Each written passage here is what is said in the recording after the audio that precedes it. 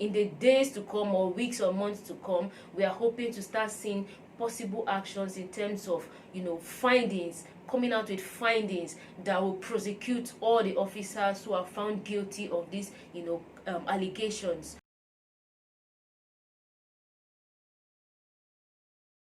Hey fam, welcome back to my channel. Thank you all so much for coming back. How you all doing? As for me, I'm fine. If you're coming back for the first time, you're welcome as well. This is Virtue Grace. Have you subscribed? I guess no, right? So why? Go on, click on the subscribe button, and when you do, tap on the bell. That way YouTube will notify you when I upload new videos or do a live stream. So go on and click. Thank you so much for subscribing. Still on the Endsars protest, the Endsars movement for, to demand accountability and justice from the government.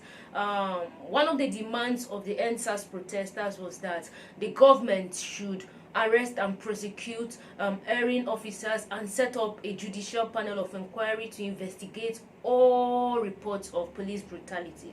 So, in response to this demand, first of all, SARS was disbanded by the federal government, even though a day or two after the police force, Nigerian police force, announced that a new tactical unit was set up, known as SWAT, Special Weapons and Tactics. For those of you who do not know the story, a link to the backstory is in the description box down below. Click on it to watch so that you know what we are talking about. So, back to what I was saying. Now the state governments were directed by the federal government to set up judicial panels of inquiry to investigate all the reports of police brutalities and extrajudicial killings and all. So in line with this directive from the federal government, about 13 states have set up these judicial panels of inquiries, and this was confirmed by the Vice President of the Federal Republic of Nigeria, Professor Yemi Osinbajo,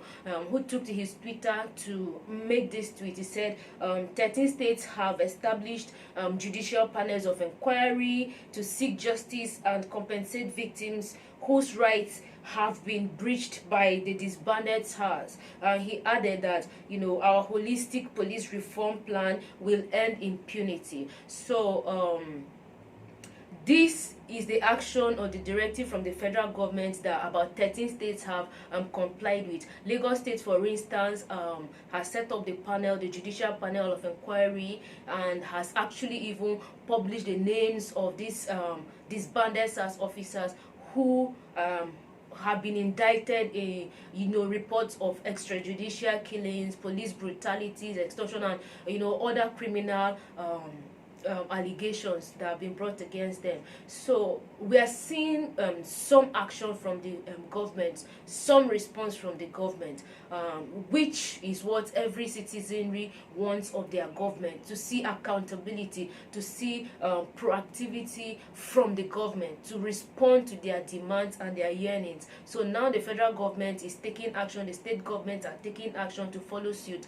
So we are keeping fingers crossed and hoping that these panels of inquiry, and just to mention, these judicial panels of inquiries that have been set up in the states have some youth representatives, have representatives of the Nigerian judiciary. Specifically, the recommendation was for retired judges or members of the Nigerian judiciary who have served not less than 10 years in the Nigerian judicial sector.